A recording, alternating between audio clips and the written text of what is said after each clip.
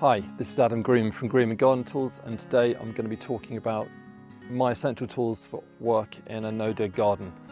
You would have thought that someone that has been around tools the majority of their life, is a massive tool nerd and loves a good spade, would be running miles away from the no-dig system, but we've been hitting it head on here for about 4 or 5 years and there's no turning back. We love it. There's always going to be a need for a spade or a fork within the garden, whether it's planting trees or shrubs or lifting and dividing shrubs. But in this case, there's definitely the right tool for the job, and there's some that can make the no-dig gardening system even easier. So as you're probably aware, that compost is the backbone of the no-dig system for mulching and creating the beds in the first place. And for this, I don't think you can do any better than a composting fork. It has these really nice narrow thin tines which make penetration of the compost heap a lot easier for lifting and turning, an essential bit of kit. It's got this nice dish to the profile, so it holds and lifts a lot more than say a regular digging fork would do. And also with a regular digging fork, the tines are a lot thicker, so I find shoving it into the heap a lot harder.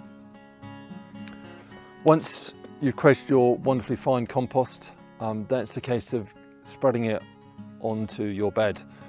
So either using something like a number 2 shovel to pick it up, or a number 4 shovel. The numbers differentiate the size of the blade depending on how much you want to hold. So yeah, a number 4, number 2 shovel to pick up the compost and spread it onto the bed. And then I use a bow rake. Bow rakes are great because they have these wonderful flat surfaces on the back, which I use upside down for levelling and creating that nice even surface to plant into. They also have these nice tines as well that aren't too wide. So again, if you're creating that fine tilth to begin with, these are a great investment. One of the big advantages of no-dig gardening is no weeds, but there are weeds to begin with, and without doubt we find here that there are weeds that crop up every now and then, so it's important to get on top of them without disturbing the soil too much at all. So this is where the wiggle hoe comes in. The wiggle hoe is great because it has this blade that hovers just below the surface. It works in a push and pull motion, so it doesn't disturb the soil as much as a regular hoe would say, for instance, and it's a lot easier to use. It's self-sharpening, so the more you use it, the sharper it's going to get. And it takes the top of the root away from the top of the weed itself, so that it just cuts it.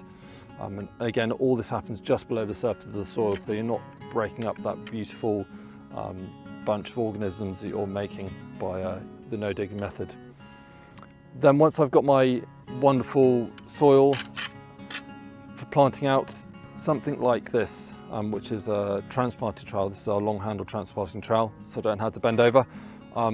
It's nice and narrow, so again there's minimum soil disturbance.